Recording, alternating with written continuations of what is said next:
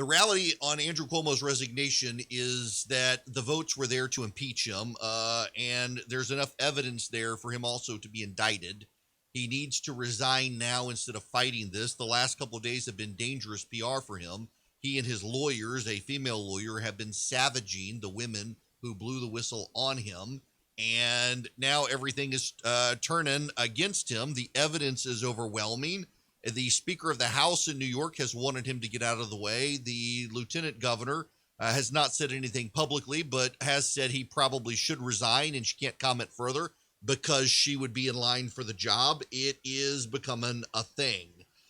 So he's out. Andrew Cuomo, in 14 days, he's framing his resignation as he will make a comeback next year. He will run for office again if government doesn't work without him, which is a level of arrogance that the media has allowed him to do, to say, if y'all can't work without me, I'll come back. Guess what?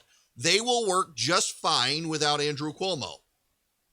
The media built this guy up last year. Is it not hilarious how the media built him up? The media made him the Democratic non-Trump.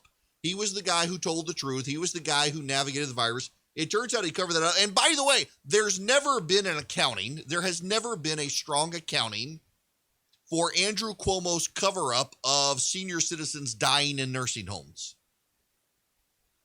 The media has refused to ever take account of building him up. CNN itself profited off of the relationship between Chris Cuomo and Andrew Cuomo. They made it a big thing. They ignored the conflicts of interest. By the way, the Washington Post reports today that Chris Cuomo has continued to advise Andrew Cuomo even after he said he would stop doing so. CNN's management has allowed that to continue.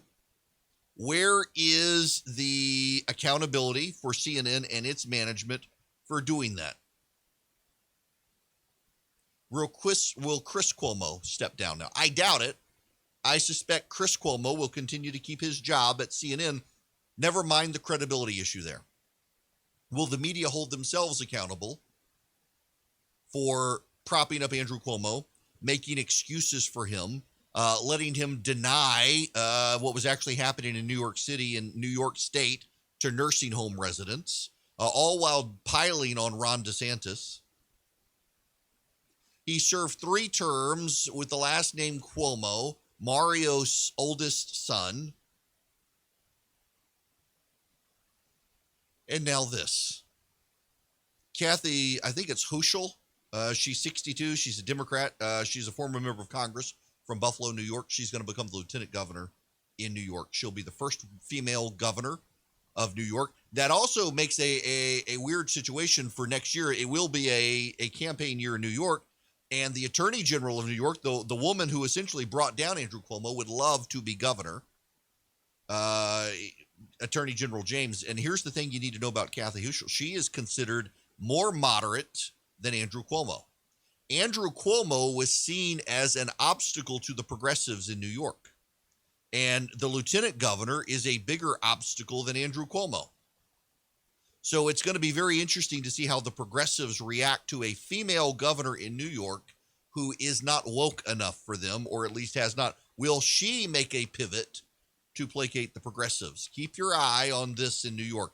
It's going to be a very interesting dynamic moving forward. But the bottom line here, Andrew Cuomo sets his resignation 14 days from now. The governor of New York will be done, largely saying he'll come back next year if things don't work without him. But we all know things will work without him.